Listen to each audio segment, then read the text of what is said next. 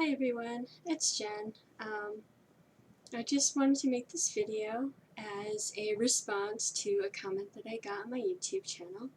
I don't usually get comments other than like spam for um, just, I guess, random dating sites and stuff that eventually get like scrubbed and deleted at some point. So I really appreciated that comment I got, and I wanted to go ahead and address it personally. Thank you so much, Pourprojetscolaire. I'm sorry, I totally butchered that.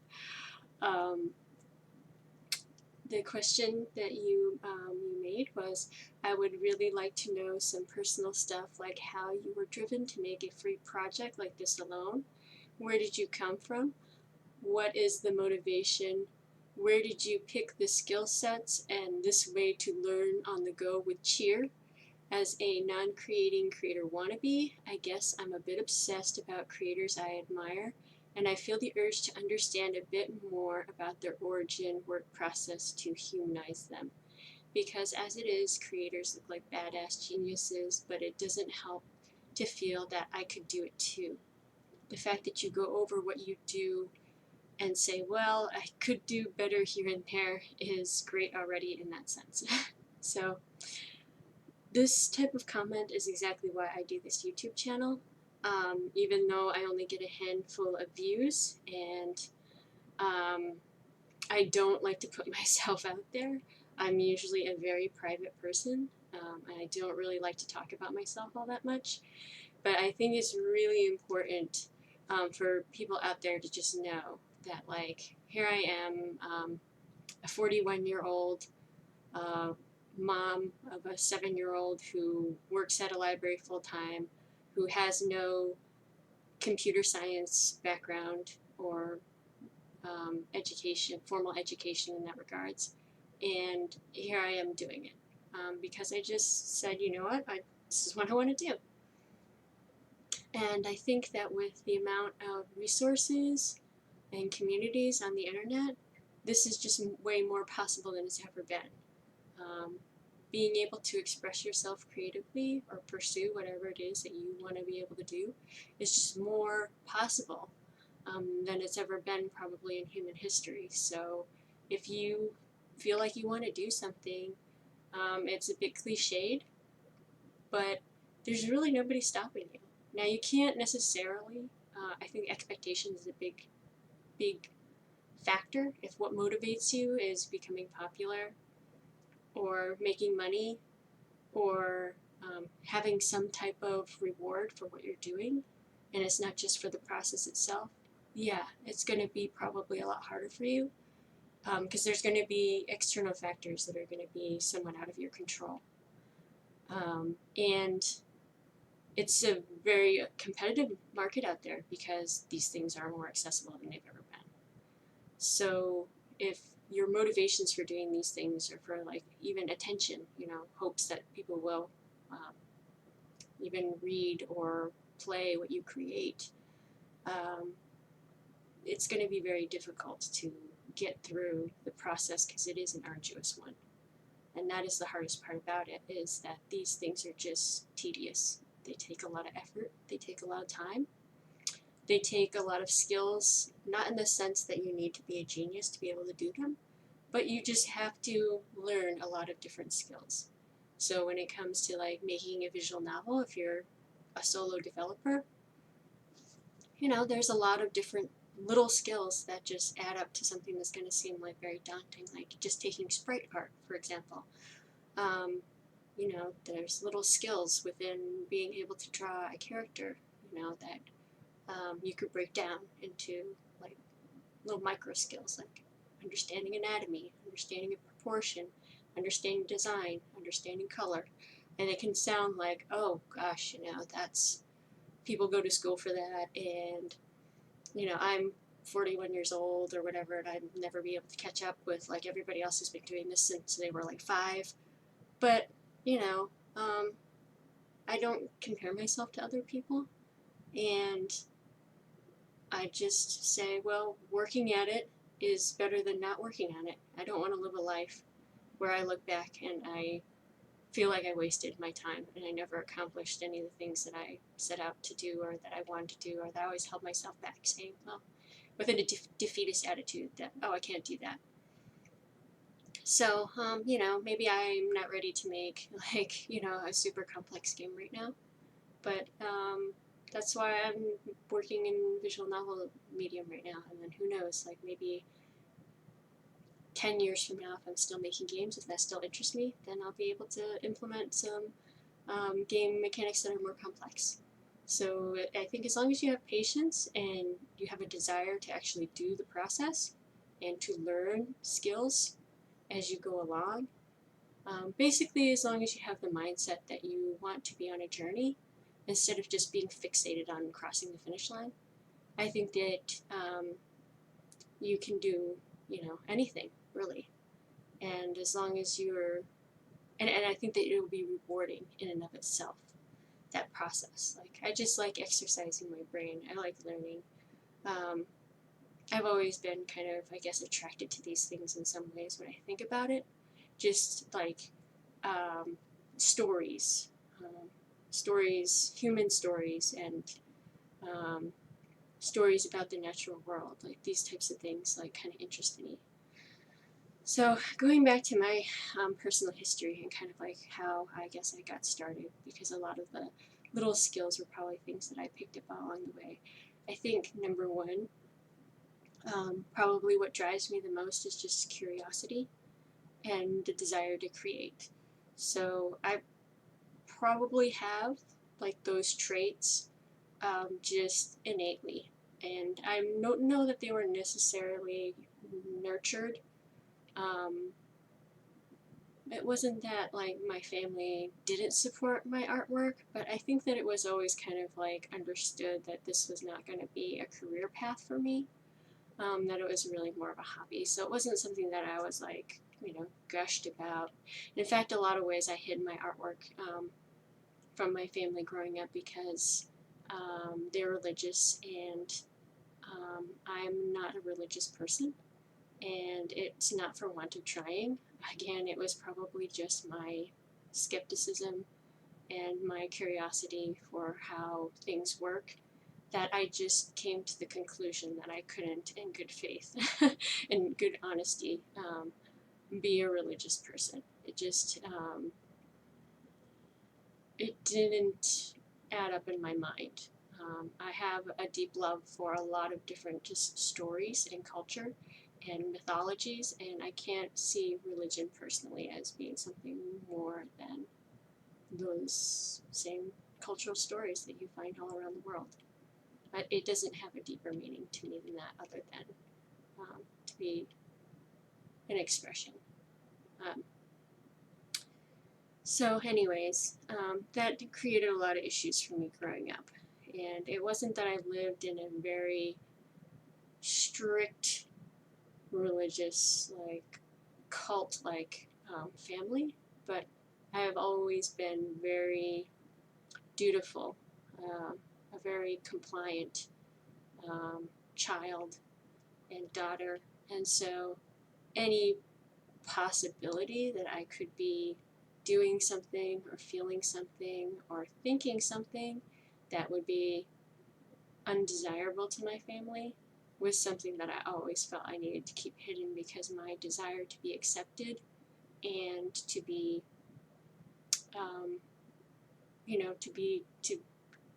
to conform to what was expected of me was very strong. And some of that might have to do something with my adoption, that I might have a particularly strong fear of abandonment or rejection. But I think a lot of people struggle with that, so I don't want to necessarily pin that all on my adoption. But anyways, religion was always like a big struggle for me growing up. And I think that was also a kind of a catalyst to spark my curiosity as to how things work, and to wanting to create my own stories, to explain things, to explain ideas that I had, I guess commentary on the world in a fantasy setting, or in an imaginary setting, I felt like I would be able to express my opinions more safely. That, if you have a political opinion or a social commentary or criticism or a skepticism to how, certain ways that certain people behave around you, it's easier to express those things without offending people in the context of like a made-up world, a made-up scenario, because then you're not necessarily attacking somebody directly, even though like when I try to make opinions, I'm not trying to attack people. It's hard for people to not get defensive when that is their way of life, that is their personal truth, that they cope with, their coping mechanism for just getting through their everyday lives. So I don't blame people for being defensive about some of my opinions or my feelings towards the way people treat each other or the way that society functions as a whole. But it's definitely safer to like make those kind of like probing questions within the context of like a story than it is to ask people directly when it could possibly be challenging their world view. So yeah, that's a very, I don't know, that's a very probably not what you're expecting when I was going to talk about my kind of what got me started. What got me started at my core is I guess an obsessive drive to speak my voice, to ask my questions, to tell my story, but having always felt too afraid to put myself directly out there. Always afraid of like judgment or being not accepted or being misunderstood. And so it's always been way safer to express my ideas and my opinions and my questions through my creations than it is to speak the truth directly. So that's what drives me to create, and probably why I mainly create alone is because it's safe and it's reliable. I haven't had a lot of, just given where I've lived, I haven't had a lot of experience, a lot of times in my life where I've been around people who have a similar mindset to myself, or who can kind of understand and accept the way I feel about things, or have a shared vision. And so it's hard for me to collaborate, with other people in that type of environment. And probably due to a lot of personal experiences and just I have a high work ethic. I have a high drive to produce, to materialize the ideas that I have. When I was drawing comics, I pumped them out pretty fast. And again, it's probably because I have such a strong driving need to speak my voice, and this is like the way that I do that. And so it's something that I have to do, even if I'm screaming out at the void. It's my it's me. It's my way of being able to communicate. Just on a human level, like I have that desire.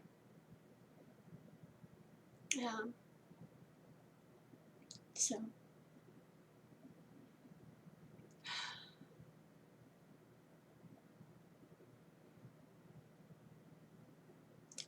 And that's why I make it free, is because I'm not doing this for the money. And I do it in my spare time. And I don't really invest my own personal finances into it. It's just my platform for dumping my thoughts. And I'm not making it for an audience. And so I don't expect people to pay for it. If anything, I feel like it's me who should be paying other people to listen to me babble. So my approach is probably not very conventional.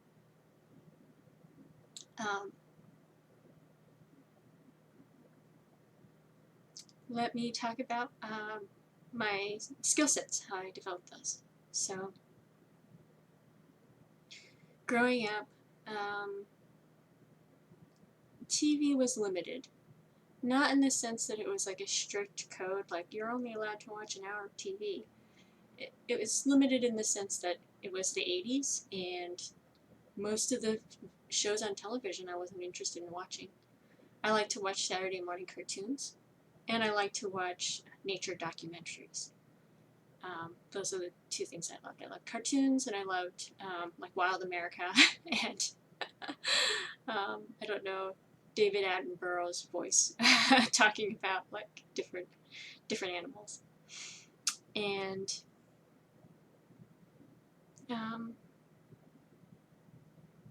when other people were watching TV, we didn't all have our own TV. We didn't have computers, so now it makes it sound like I grew up in the Stone Age in comparison to the onslaught of like constant screens in our faces these days. But growing up, that was normal. That was normal middle class America. And so I'd spend a lot of time drawing, to pass the time. We did have a Nintendo, but I wasn't terribly interested in gaming during my early childhood because, there's only so much Excitebike that like a 7-year-old girl would, be interested in. It just gets old pretty fast. I did beat Bugs Bunny's Crazy Castle though, all like 101 levels of it, and that one graphic of like Bugs Bunny hugging the female bunny, or I don't know, holding the female bunny at the end. It was like one like little pixelated graphic that you get for beating the entire game. Totally worth it somehow. I wasn't like salty in the least. I was like, yeah. Okay, so that was the one game that I dumped a bunch of time on. But I didn't really get into video games until I got introduced to JRPGs when I was like around 12. My friend Carrie, who's actually doing the music for Soul Union for me, she was the one who got me into like video games. And by association, anime, because I liked the anime style that I saw in those role-playing games, and that eventually got me interested into anime and manga. But at that time, during the early 90s, it was very hard to find. Especially like where I was in New Hampshire. So very hard to find that stuff. Let's see, where is it going with that? So my grandfather on my mother's side worked for a paper company. So the one thing that we always had in abundance was like that 8.5 by 11 computer paper. So I would draw mainly to kind of like pass the time. I did like Sunday newspaper comic strips, like Garfield and Calvin and Hobbes, that kind of stuff. So I like to draw that, and growing up, I probably was interested a lot in mythology and folktales. So I wasn't like a super big reader until probably about middle school. But my early childhood, I liked, Ronald Dahl, and I liked Greek and Roman mythology. I liked The Last Unicorn, and I liked Flight of Dragons. But I hadn't read the books. I liked the animations. And I think that I liked them so much because it was finally a story that I was allowed to watch, because my parents didn't really think anything of cartoons that wasn't really like monitored. And it had some darker issues, some just darker themes hidden, in not really hidden, but just kind of sprinkled throughout that that story. And I think from as early as I can remember, I always felt like there was something that was being hidden from me. Something that the adult world was trying to like hide from me. Some kind of like truths to the world, some uncomfortable truths, but due to just probably the traumatic experiences of relinquishment and being orphaned and being adopted, I knew that the world had some darker truths to it.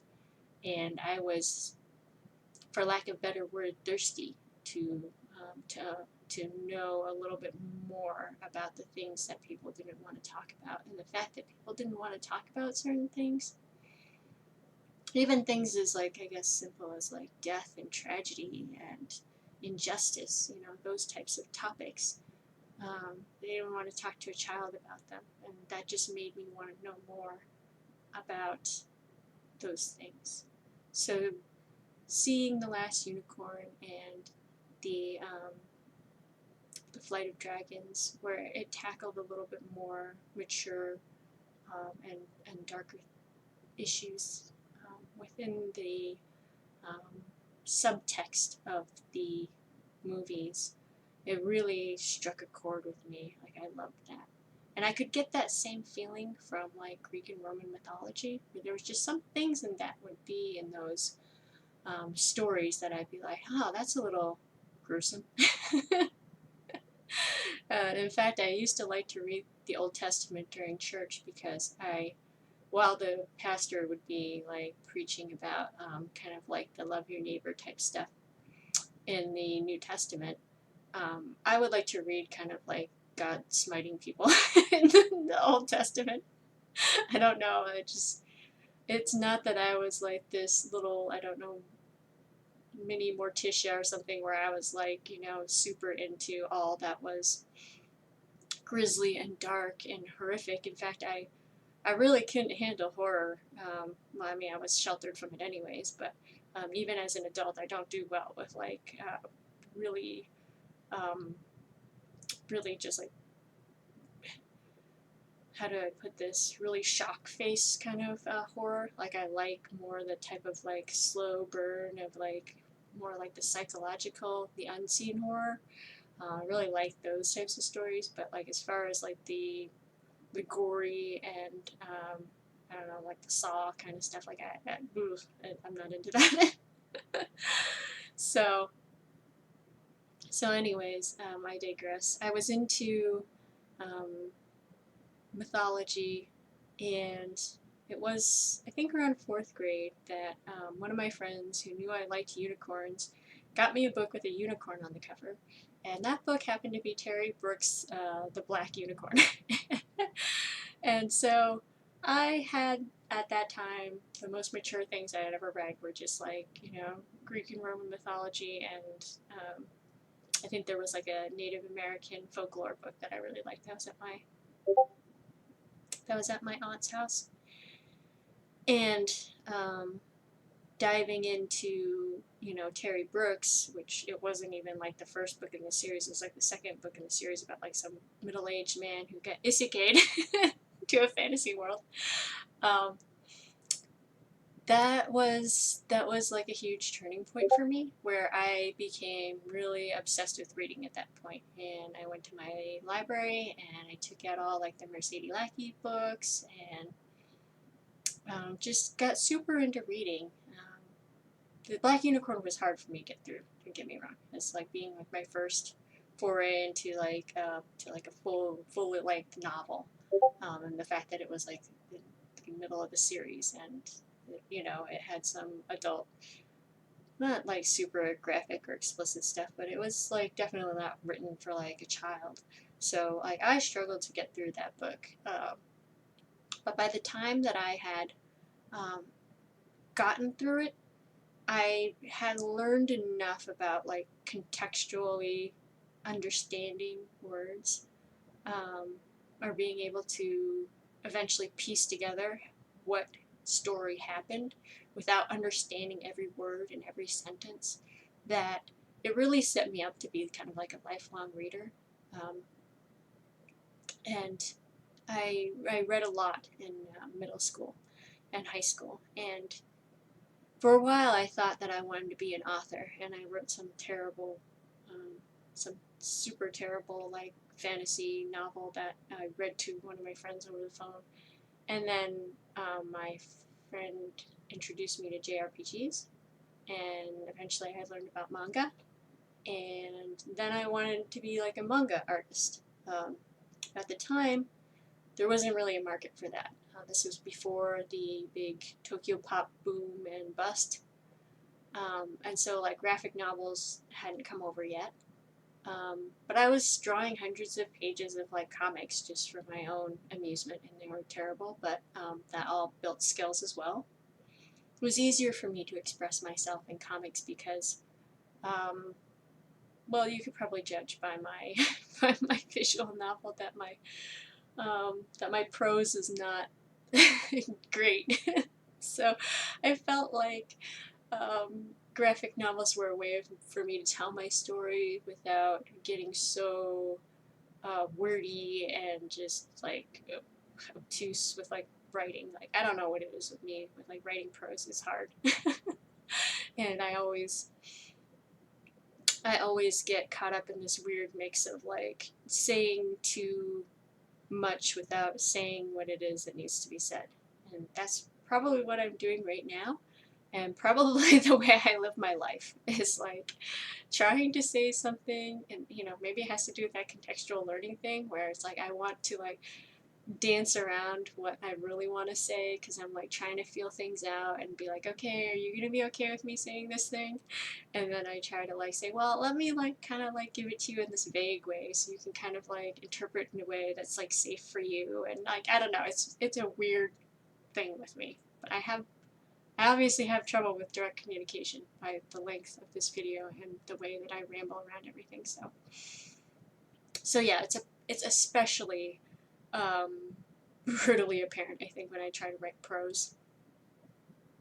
When I'm drawing comics, I can use the comics to provide the visual element to provide that kind of subtext that I need to like hint, hint, hint without saying.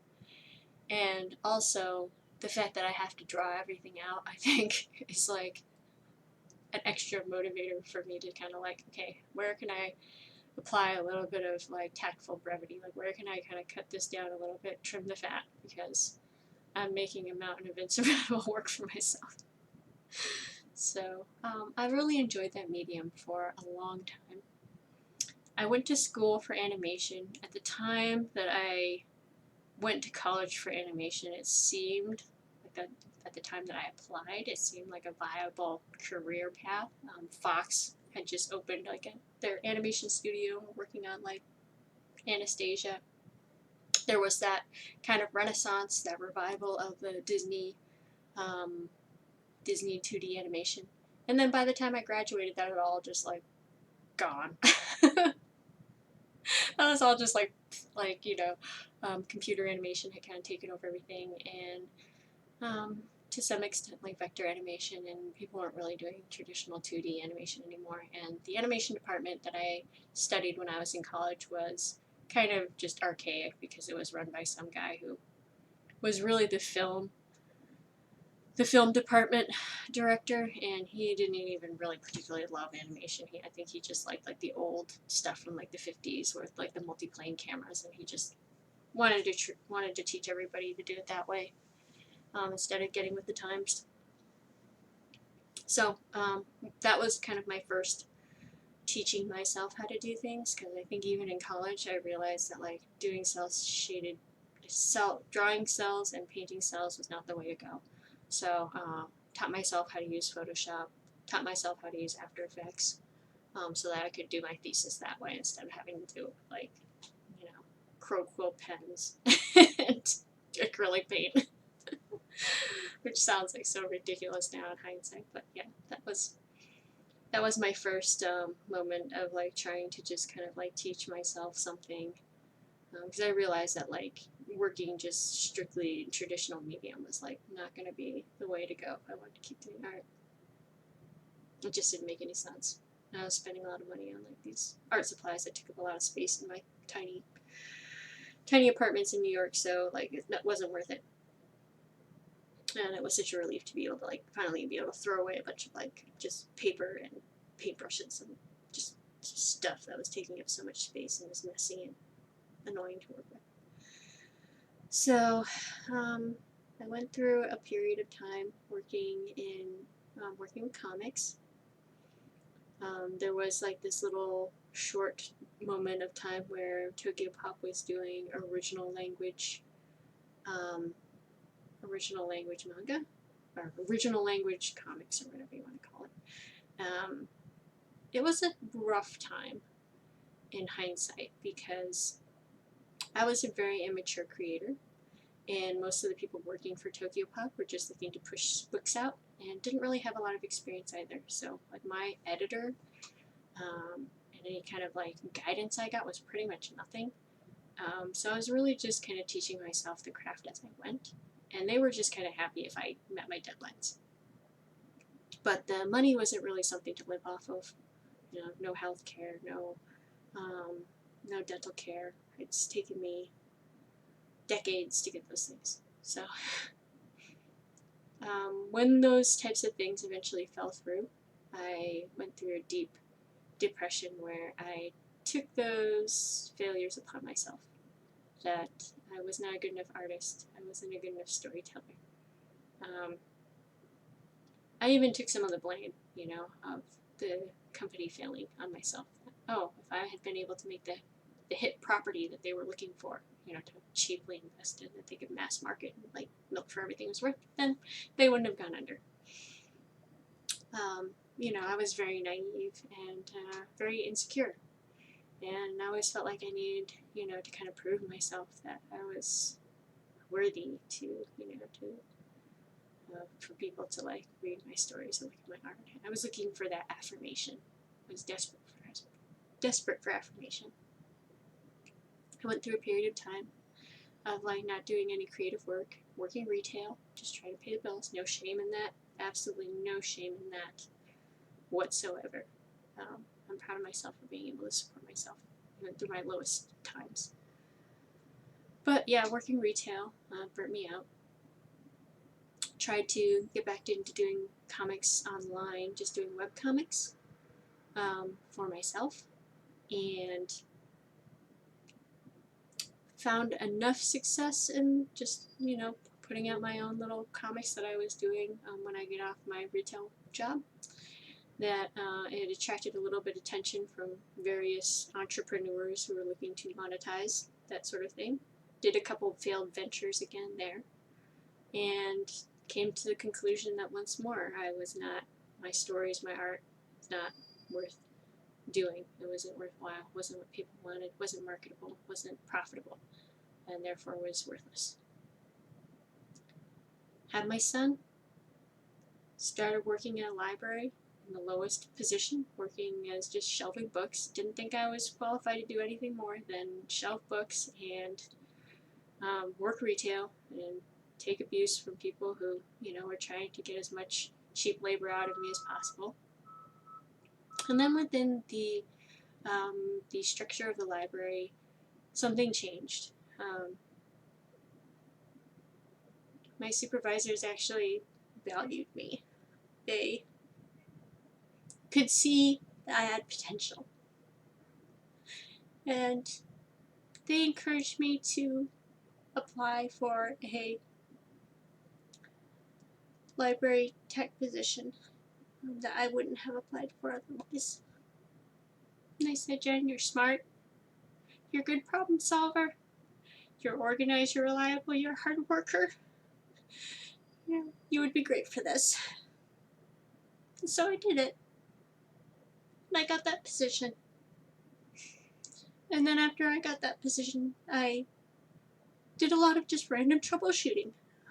I was just very willing to, there was a technical issue that came up, research it, solve it, and having those experiences of just learning and learning that I could do it built up my confidence that when a full-time position opened, I applied for it, and I didn't get it. Somebody else who had been working at the library for longer than I had, and who's also a very awesome person, got that position. And I was okay with that, you know. That rejection didn't destroy me. Rejection like that would have destroyed me years prior. I was so afraid of it that I never applied for anything that I didn't feel overqualified for. But I'd finally gotten to a point where, you know, I could handle rejection. I didn't need affirmation. I didn't need to be scared of it because it wasn't going to destroy me. I had enough self-confidence in myself that somebody else telling me that wasn't a good fit was not going to destroy me. And so I worked in a different position, lower position, for a year, and then another position opened up in the digital ad, and I applied for it, and I got that position, and I love it. And I love it actually way more than I would have liked that other position that opened up that I had gotten rejected for. This one was the perfect fit. And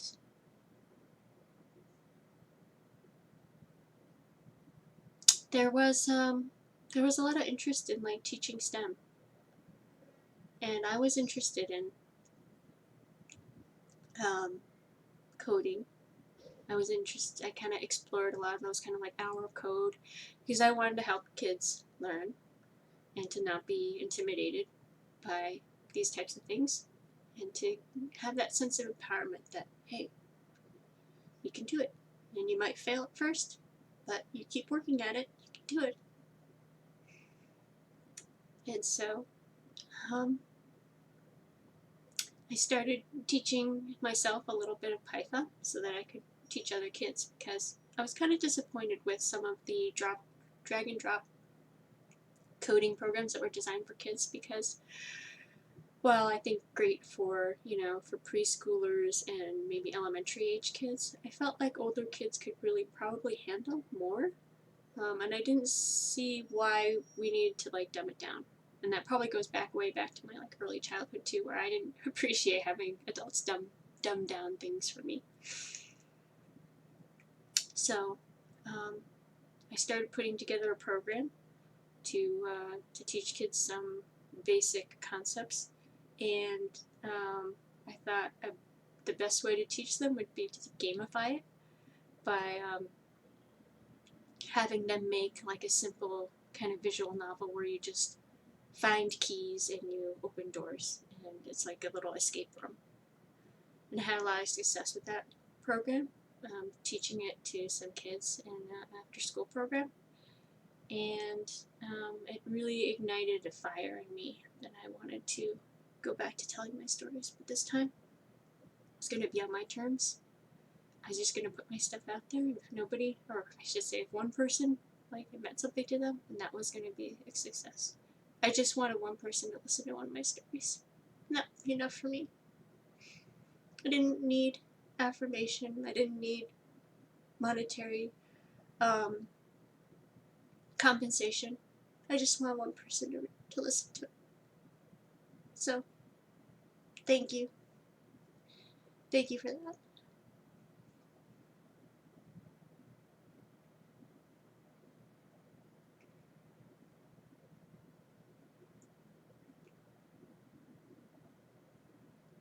I'm a very sensitive person, and I get very easily emotional. So I don't want people to take this story as like a pity me story. I'm actually very happy. I'm the happiest I've been probably my entire life. And it's not because anything wonderful happened to me, or I had any like life altering, you know, sudden revelation. It was a slow process. Kind of like making games. And I still have like bad days, and I still have still struggle with things. But overall I'm content. And overall I'm happy with myself. So, you know, that doesn't mean that I go around like singing and smiling and like dancing all day long, but I don't feel, I guess, an overwhelming sense of doom that comes with a more heavily skeptical and nihilistic worldview. And if anybody gets anything out of Soul Union, I hope that they can draw that conclusion as well. Because I think that, in some sense, nihilism is inevitable if you have a highly skeptical and highly curious nature and desire to learn about true things. And that place can be a very lonely place because it is not a place that a lot of people want to go. And I don't mean to say that in a doom and gloom kind of way, or like a, oh, you know, holier than thou kind of way, or like a unenlightened kind of way. I don't choose to have the beliefs that I have. I don't choose to be the way that I am. In a lot of ways, I think my life would have been easier if I could be more like the people around me. But it is who I am, and I'm comfortable with that now. And I find things in my everyday that make me excited to wake up in the morning, and glad to be alive, and to be able to talk like this and share my truths.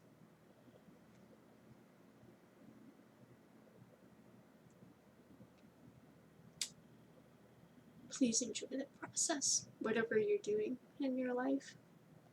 Find something that you enjoy and do it for that joy. Whatever else comes with it is just the icing on the cake. Don't forget the process. Don't let the pressures of society tell you that you need affirmation, that you need compensation, that you need validation in order for it to be worthwhile. Enjoy the process.